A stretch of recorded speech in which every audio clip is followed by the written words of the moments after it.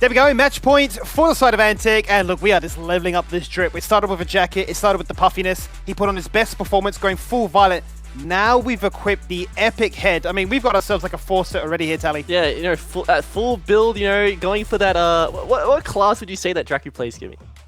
I would say he'd be a bit of a bard player, I reckon. You know, loves a little bit of engaging, loves to support the boys.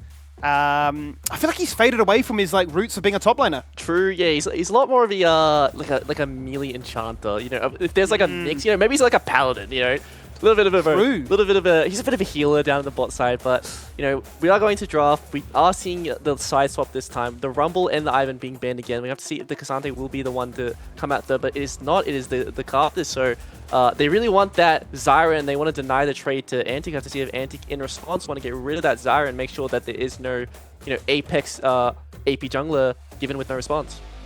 What I'm curious, right, because as far as it goes with Antic, they're quite keen to stick with their same bans. The only adjustment would be that the Carthus has been traded for that of the Corki, despite us switching from the red to the blue. So no, a couple of different adaptations here. Yone has to be respected. Okay. Wasn't considered in game one, but they certainly know that if Fury are looking for a way back in, a very lane-dominant champion into a lot of these AD carries would be that pick. So this is another way to attack it, right? So if there is a Zyra lock-in, so they got rid of the AD mid lane they considered to be one of the best, but you know, is that Sejuani? So even more reason that this Yone was denied, right? So all of a sudden, you know, Nox doesn't have that pairing of the Yone in the mid lane with that, you know, Camilla, Aurelio, Fiora in the top lane. It would make him so strong. So it's just going to be the most likely the Zyra going in with the foreigner because, you know, or the brand, actually. The brand being left up, I think, is one of the champs who was really good into these, you know, dive teams. You know, so much AoE, so much slow pressure. I think that's, you know, the only jungler who's really left in high priority into Sedge that I see in other regions. But it is a Zyra lock-in. Still functions the same, right? There's going to be a lot of dive coming out of Fury, so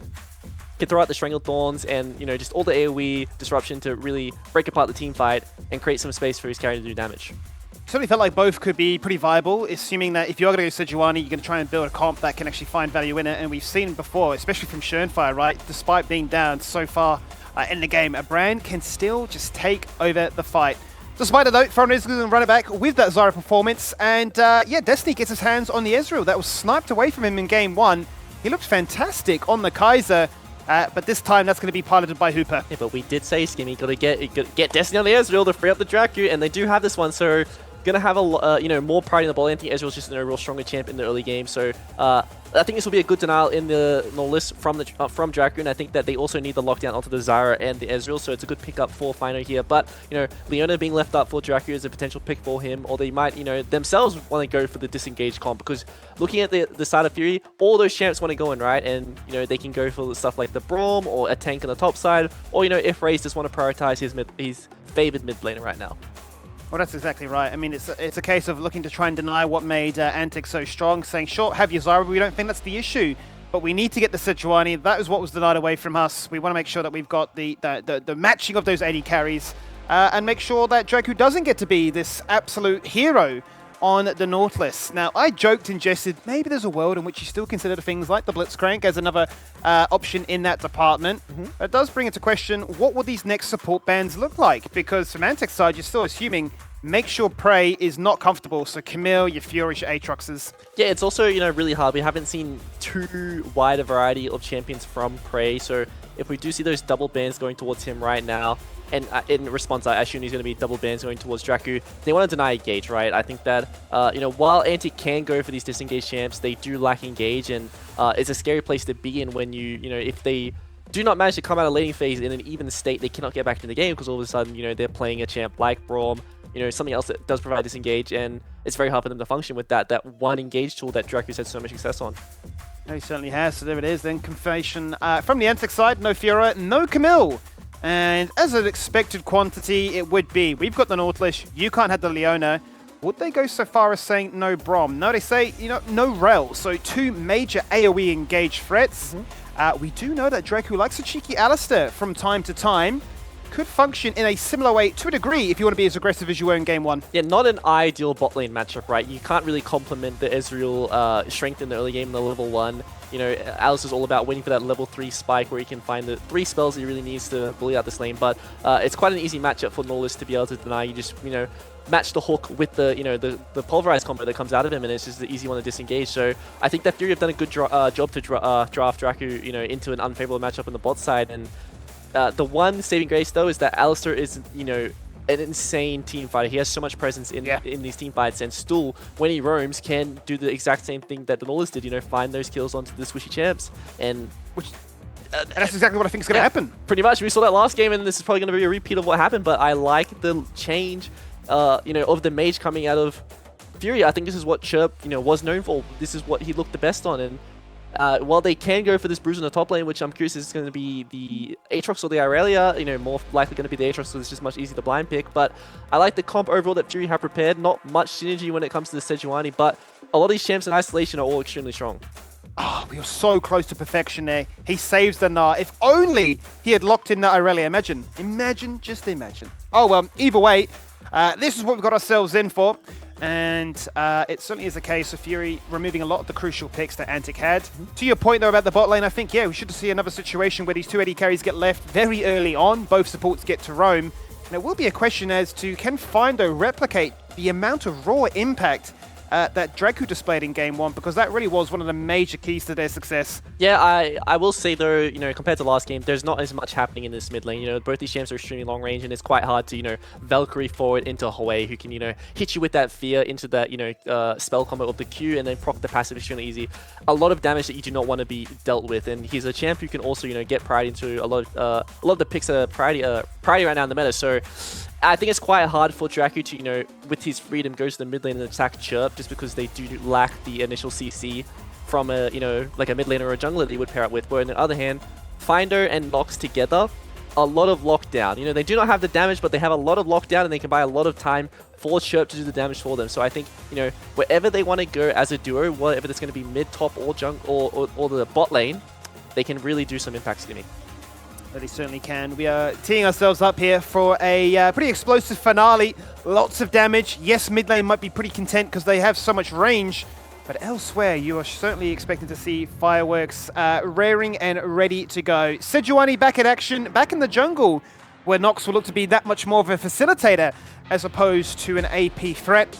And a chance also to see what these top laners can put into effect as well. We know that Aatrox has been one of Prey's best bread and butter responses, but Zoranus, time and time again over the years, has proven to be one of the best Gnar players. Yeah, absolutely, and I think that the last regular season game that we saw from Fury was the Sejuani and the Irelia. So they had a really good showing on that top side duo, and they were doing a really good job at diving the top laner, but this matchup of Aatrox vs Gnar doesn't really create those same windows to, you know, dive the lane opponent of the Gnar, right? So Zoranus is going to do quite well at navigating this matchup, and the most important thing is that first space, right? It's so important for the Gnar to get to those tier 2 boosts as soon as possible to really space his opponent and, you know, use that move speed. It's the most important stat when it comes to Gnar in these trades. So have to see what these first couple waves are going to look like, and they won't look very pretty if it's going to be, you know, face checking the bush and getting chunked out like this.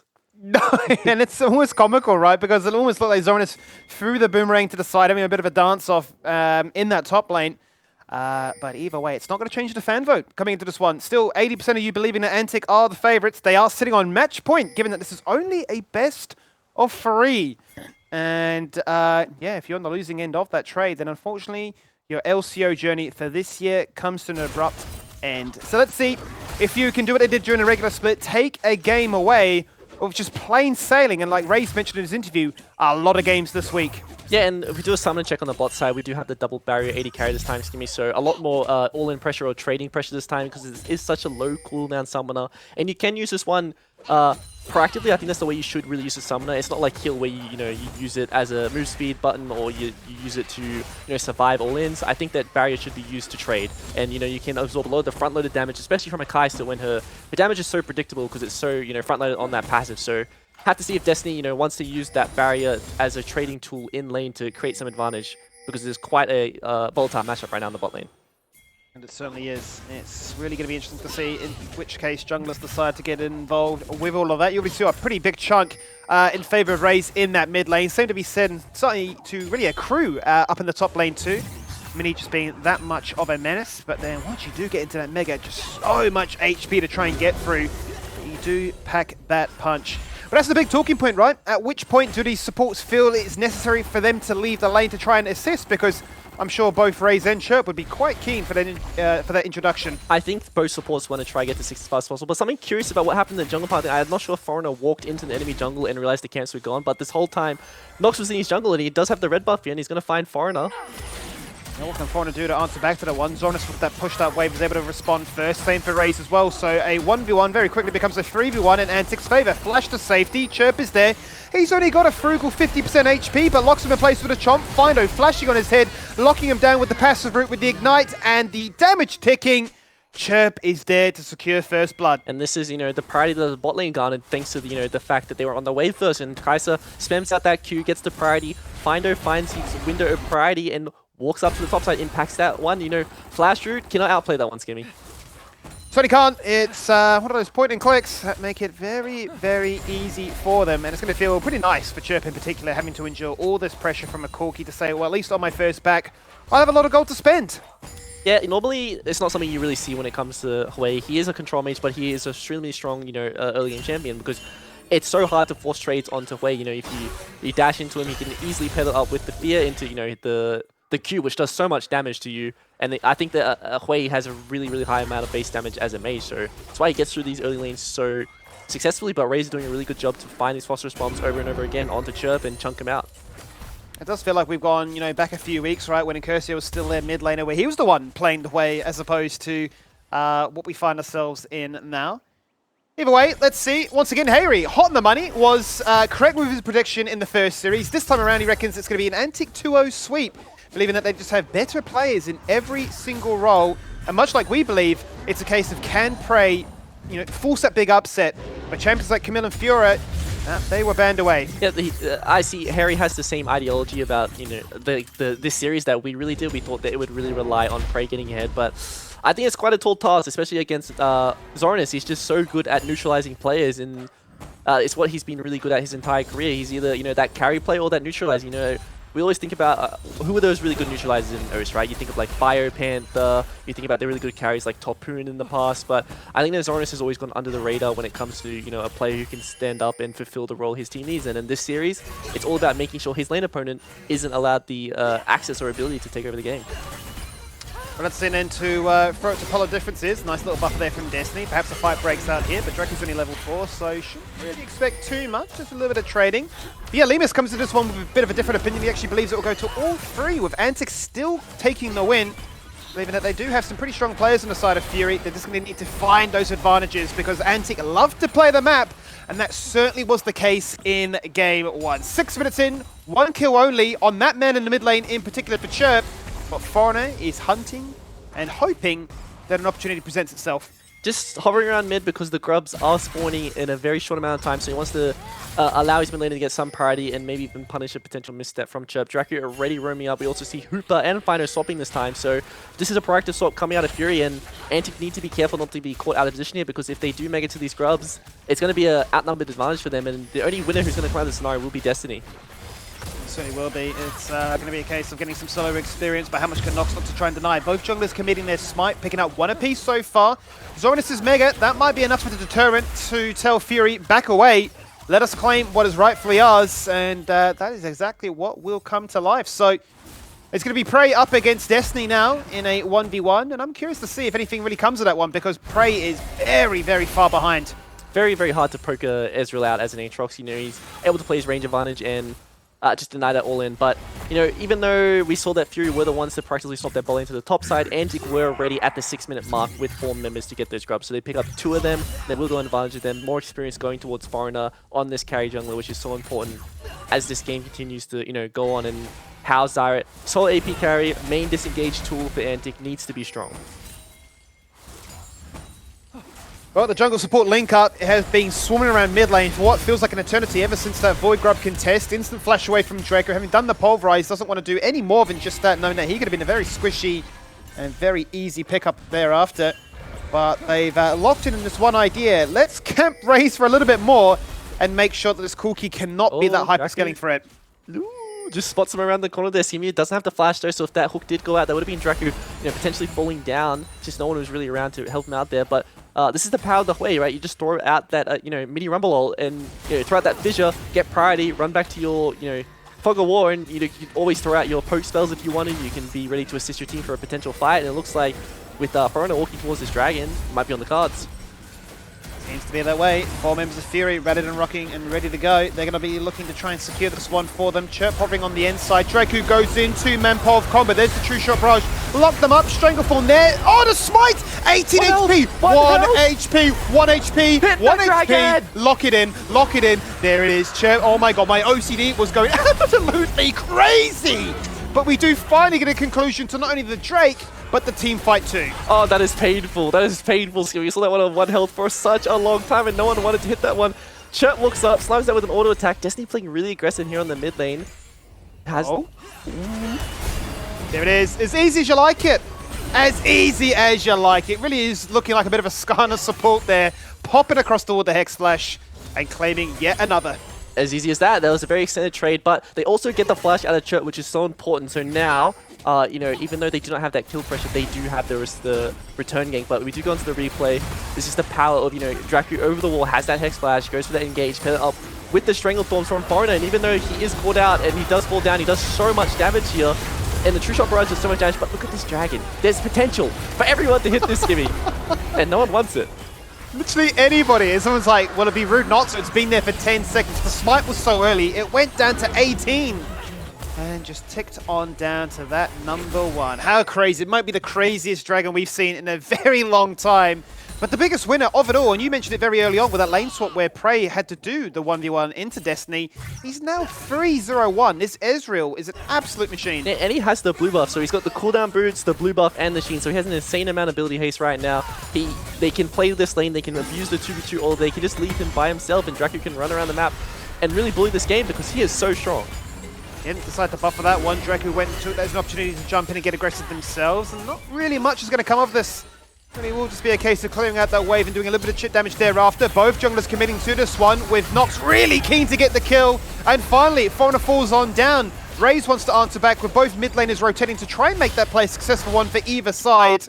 They can't find much more than just 50% of his HP. Zoran is still working his magic, trying to get to Mega as quickly as he can. Still squishy in the mini! He can't evolve! And that's crucial! And 2 massive, massive kills for Fury to find. And he doesn't find the bar in time, Simi. That would have been the difference. He could have either survived or potentially turned that one around. But, that is Foreigner falling down with Flash being blown. That is Raze using his Flash there. That is Zoranus going down. So there's a very successful trade for Fury on the top side. And they're way back into the game. That they certainly are. The game was very much leaning towards Antic being favoured. Only 400 gold now separates these two, as another coming of the Void Grubs does favour that of Fury, having just won that team fight. They'll be able to deny what has been so successful for so many teams before. Final instant anxiety, perhaps even a panic attack, seeing the wall across the wall and 2 members keen to try and take him down. He wants nothing to do with it. Yeah, just going to be able to get out of there because this is a trade right now on the map. The top camps are gone for, Foreigner already, so there is going to be no trade for Nox. He's going to be walking around a bit sad. Not spotted out by Zoranus, so that is nice for him. So just going to be securing the grubs for himself, whereas, Foreigner's walking in, getting all those camps and making sure that he is staying on the clock when it comes to farm. But look at the items being already completed for the jungle. Zeke's Convergence is done. That very cheap power spike that really enables these tanks to sit on these members with their AoE slow, and then, Foreigner's inventory, it's just not, it doesn't really match up the power that Nox has right now. No, that's exactly right. And I mean, really, whilst you wouldn't say that Sejuani Hui is the ideal synergy, the fact that they both have hit their first item before anybody else in the game shows that they are a force to be reckoned with. Definitely a very strong 2v2, and individually they've both been pushing the envelope, looking to try and see what they can find. Nox also quite keen just to hover another lane. So, well, Antic, Destiny and Dracu have been pretty keen to try and take down this tower. We can make something happen here. Foreigner having the same idea. The hook landing on Dracu. Nox now revealing himself. There goes the depth charge, locking in place Destiny. He arcane shifts to safety. Stranglefall knocks up one. And Fino says, I thought we were meant to be winning, but it was always a trap, and Antic take the lead. There's just no hook target in that bot lane scheme. You cannot hook Dracu because he has the Unbreakable Will, and you cannot hook Destiny because you can always buffer that one out with the Arcane Shift. So I think that was a mistake for Nox to look on bot side. They just need to, continue to play towards their strength, which is the mid and the top lane right now. Even though there is a CS lead being built up in that top side of the map, Prey is still strong from the 2 kills he picked up. He certainly is. He's feeling pretty inspired about the fact that he's actually been able to get himself back into the game. That CS laning picture was not looking pretty whatsoever, and if he is the deciding factor like many of the other experts have discussed, then to give him those 2 kills certainly does mean the world. Let's see if it actually transpires into much more though, because Zonis, despite being 0-2 on the recipient of that, is still keeping him in check. But Fury as a whole now actually feeling so much more inspired, so much more confident. They're pushing up aggressively and taking everything inside Antic's own jungle. Does steal away the blue there, so that's a nice denial onto the Zyra. It's such a important buff for these mage junglers. Having all that extra mat outside of your jungle is really nice, being able to spam all those spells. But that one is denied, going on to Nox. Still an experience advantage going towards Foreign. Does have that camp lead, which we did expect. And we expect Nox to have more kill participation and focus on getting his lanes ahead. Hook does land, Skimmy. Hook does land. Raze doesn't have flash. Is Valkyrie available? Sejuani passive connects and Chirp just zaps him from afar. That was the last bit of money he had. That is all they have in this team fight. And Destiny being the major focus, being the most fed in the game, showcasing why Antic still retain that 2k lead. Even though the Hui ult does go wide, I mentioned how much CC or combined CC the Sejuani and the Nautilus have together, so they were able to lock up Raze for so long on that Corki, even though he does have Merc Treads and he's going to fall down to, just the rotation of spells. But Destiny finding himself another kill, already has the Triforce and the makings of that Mirror Mana. Is going to be coming online extremely quickly this game. And it does really feel like this game is teed up to be the Destiny and Chirp show. Either end looking to try and emit as much as they can to showcase that the lead and that gold and all that time spent to empower them was to be justified. And I mean, Destiny is going to be incredibly hard to try and shut down right now. That's 800 gold. That could be picked up. But he's got the Arcane Shift, he's got the Flash, he's got the Barrier. So how does that even happen unless a massive blunder were to occur? They look towards Draku, Ultimate's getting traded, but everybody's surviving. Just wondering, is the Rift Herald really worth committing everything to? That's just going to be the Nautilus hook for the Unbreakable Will of Draku. So now all of a sudden, if Draku walks in as the sole frontline in this group of 4, the next hook that lands will mean death for him, especially when these ultis are coming off cooldown for Fury. We see that Chirp's cooldown is almost off cooldown, and I think the Spiraling Despair could be the difference in this fight, Skimmy. So it could be. That ultimate is certainly a bit of a nuisance. The vision, the AoE connect. Let's see if he can find the right angle as it comes off cooldown in about 5 seconds. The Herald, though, too little too late. Antic have secured that one. And now they want to try and fight their way out of this river. And Draku says, you know what? I want more. Squish you or not, I don't care. Chirp instant response with the flash of his own. Zornish jumps into the backline, hits a 3-man stun against the wall. But the backline of Antic are so distracted they can't assist Nora. He goes out, he flashes to safety. The hook misses. Destiny dies. That's a huge shutdown for Prey. Prey is taking over the game single-handedly now, 4-0. Now to be 5. We've seen this one before, Skimmy. They disrespected him in that team fight, and he did so much. What a close fight, even though once again we saw the Hui ult go wide. And I think if these ults do start to connect, they're going to do so much disruption in the backline. And even though we see so much committal coming out of the Antic members to make sure those players do go down, hold up as Prey does flash forward. So he does flash forward. Does he find a 6? This would be Zornish. unheard of right now. Unless Zornish. Oh, there it is. He ruins the party and says, don't get too big for your boots. Yeah, he felt very confident, but we'll touch on that later as we do go into the replay. This is just the standard, dance over the objectives, right? As Anticom does have the range advantage with the Ezreal, it's very hard to, poke out. Good respect flash from Chirp in reaction to Draku's, but watch the Spiraling Despair go wide. If this one did land onto Zornish here, could have created so much disruption in the backline, and Zornish would not be afforded to jump in here and land such a big Naro, but Prey being left to his devices with all these members stacking up that Conqueror and doing so much damage in these fights. Crazy how it all started with them initially thinking they can get this back on the Chirp. He flashes the safety. Antic feel overcommitted. And there you have it, really. It's as simple as that for Prey to say, I can fall down early, but I know this champion inside out, and I can get so strong as a result. And this game, Charlie, I don't know what to think of it anymore. Like, it's so close. And there's a part of you that thinks, maybe we are headed towards a game 3. You know what is very nice, Skimmy? We have 3 Trinity Forces this time, not 4. So it's got the Tri-Force as the gank attempt on the Prey on the side lane, no flash. Prey is praying that he can survive, but unfortunately with the Tri-Force, it's just too much damage. Freak is very happy about that one.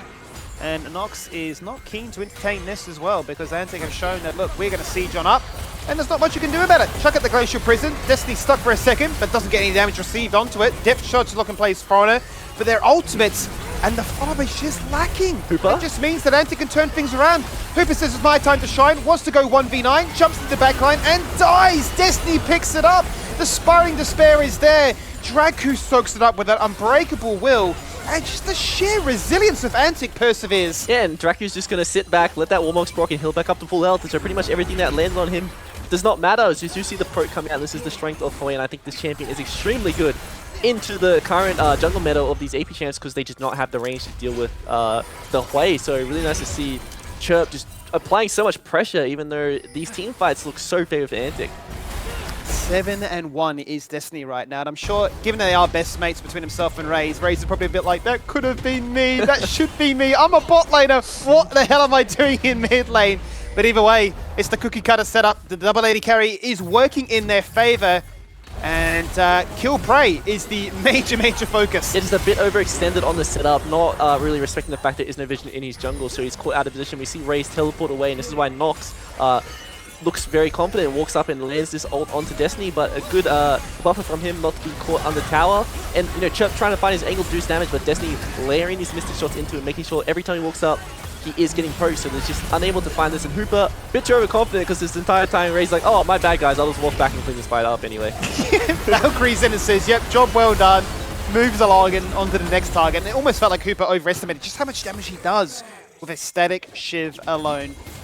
Either way though, Fury are going to still continue to hunt and try and find whatever they can, especially this link up between Prey and Nox. They target onto Zoranis. He dodges out of that all-important Glacial Prison and will not be pulled apart on these side waves, and that's exactly what Fury are hunting for. They still go for more!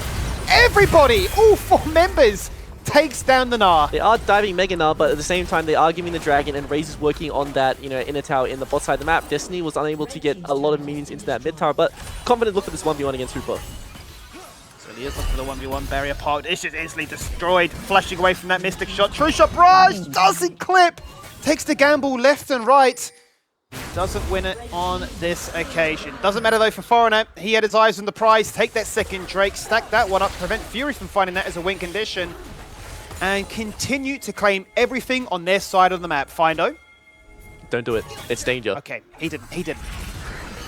Oh, he did. Okay, but then he did. So then I'm confused. Either way, now Chirp is like, Findo, why have I been baited? He's dead. So much damage going out, but there is the collapse going forward. Findo has the ult. Do they want to go for it though, Skimmy?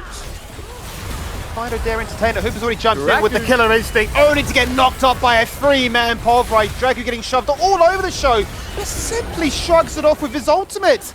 They are just enduring everything that Fury throw at them.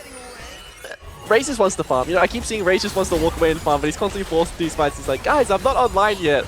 Like, please. Well, we look at Zoranis and Destiny. They are absolutely online. You know, 2 items completed for each of them. Destiny with a lot of gold in his pocket. You're gonna have to check in on, you know, the total gold of these members right now, because I think that there's a lot of a very big gold lead, especially in the AD carry position right now. 100%. Last time we checked in, it really was the Chirp and Destiny show. I wouldn't imagine it's changed too much from that since we last checked in with it. So let's have a quick squiz and see that, yep, Destiny at 10,000 has close to 2,000 lead over that of Hooper.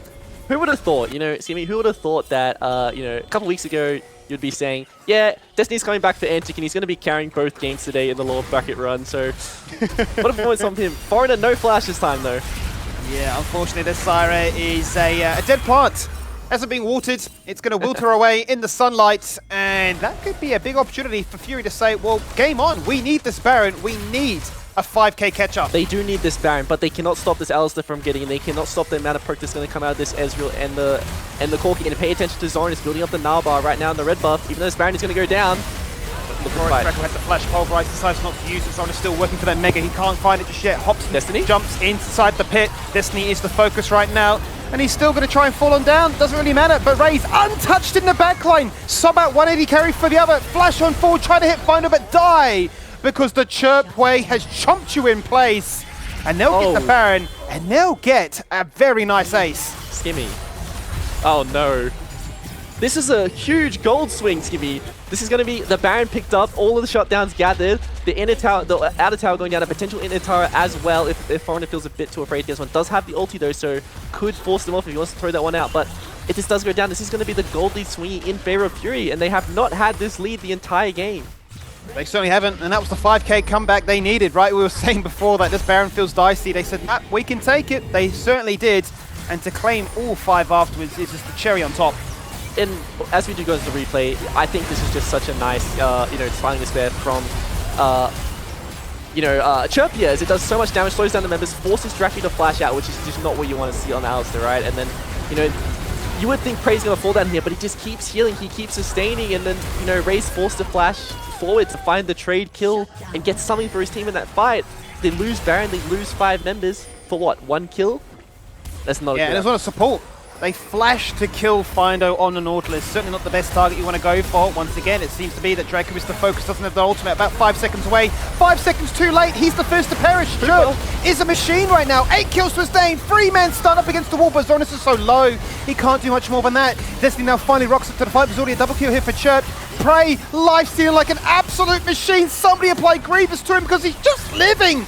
He is simply living until he misses 1 skill shot and it all comes crumbling down. They're not done though. Chirp, fresh off a reset in the middle of the team fight tally, goes back to base. This is a battle of skill shots. Who can dodge, who can land these abilities, because when it comes down to the Hui versus Ezreal, that's pretty much all it is about. When you get to those late game team fights, you want to land those Spiraling Despairs, the QW combo on the Hui to poke out these carries, and then Ezreal needs to keep landing these missing shots, and Destiny time and time again is landing these.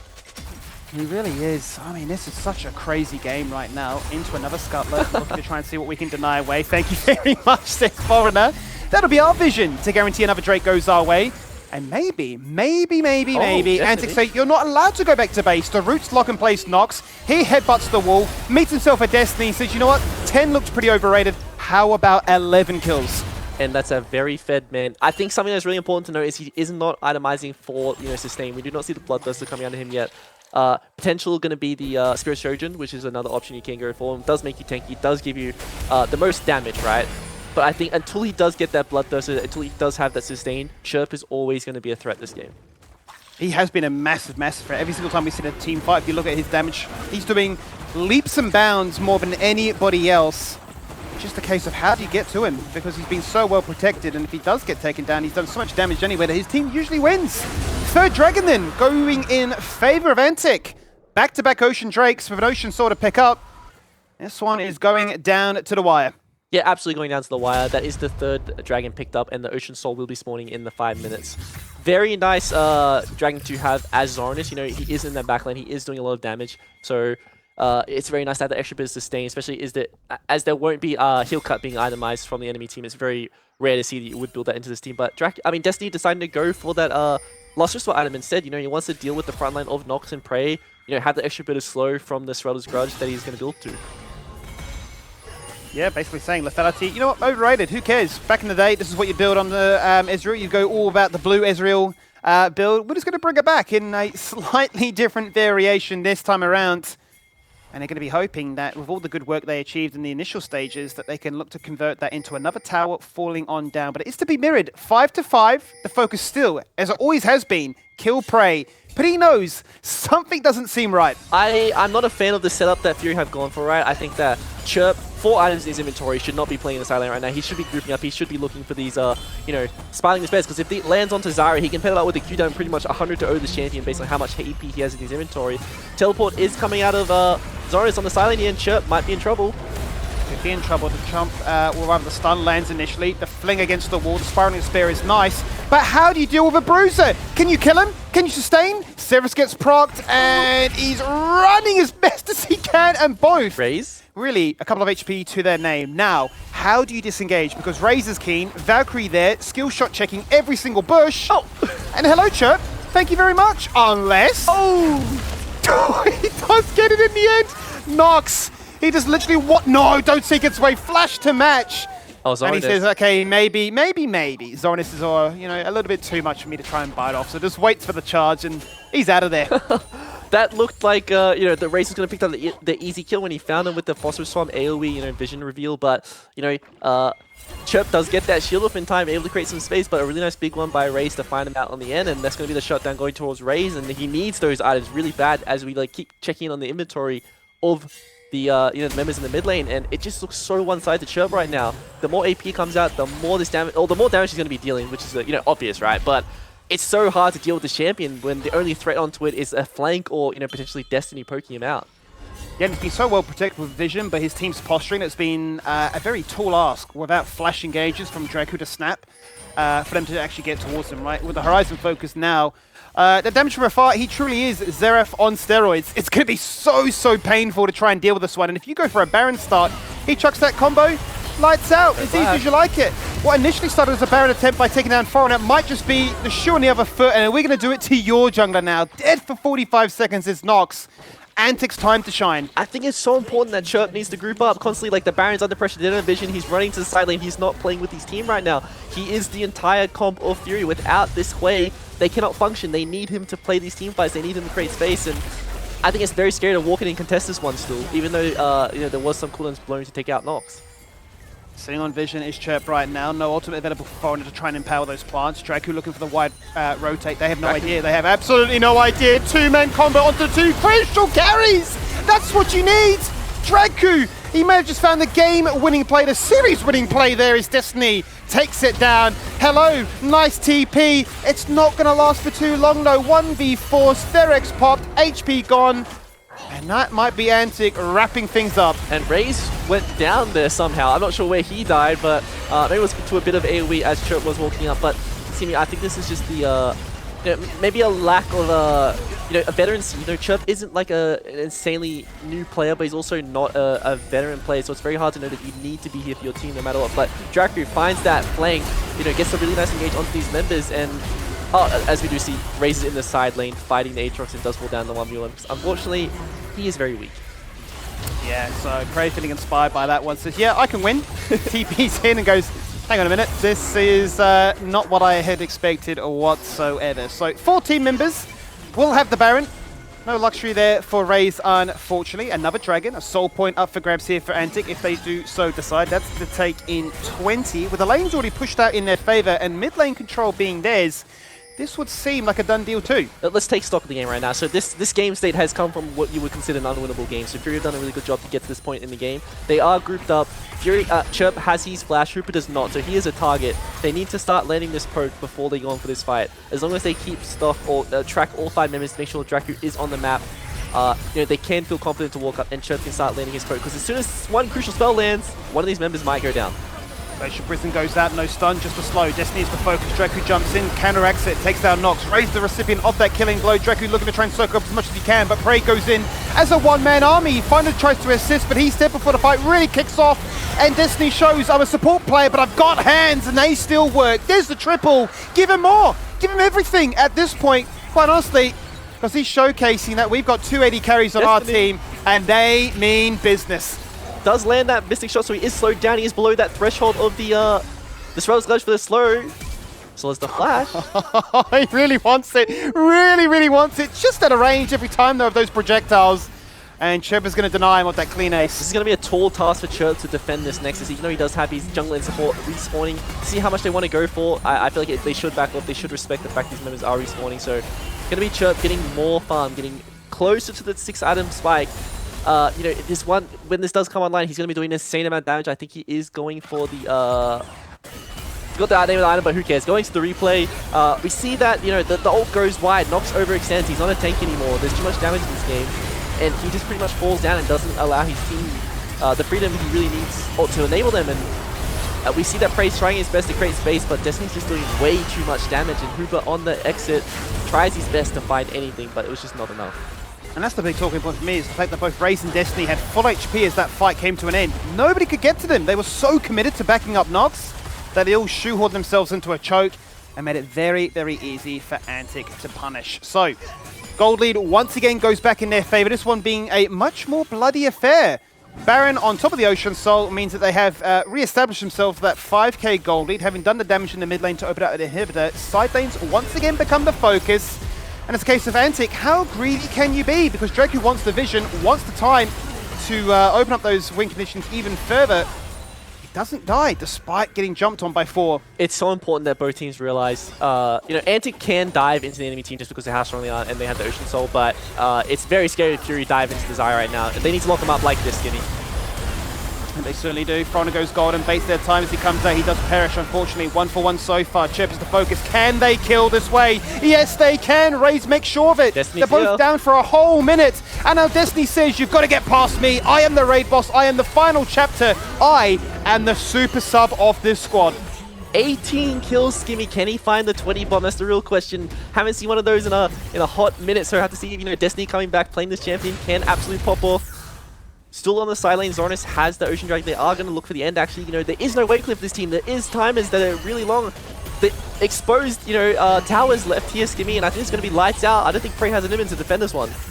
Yeah, it will be lights out for them. Prey's going to try and do as much as he can. Destiny really wants to kill number 19. His old teammate in King holds the record for 20 kills, but he can't find it.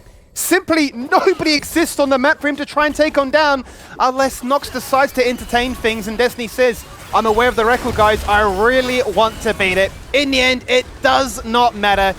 Antic sweep the series in a clean 2-0 fashion. Yeah, absolutely, and we saw that, bounce back, that display of discipline from them this time. They threw the game at the Baron, but they didn't, follow it up with that instant play that we were very worried about that they were going to do. So they pulled it back. They played a very clean 2-0 series today, Skimmy, and this is a much better look going into the, next matchup against Ion.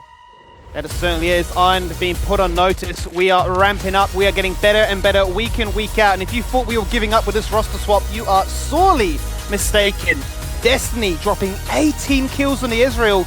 You said it. That is their key to victory, and they did not disappoint. And there you have it. Antic 2-0 at the break as we close out day number 2.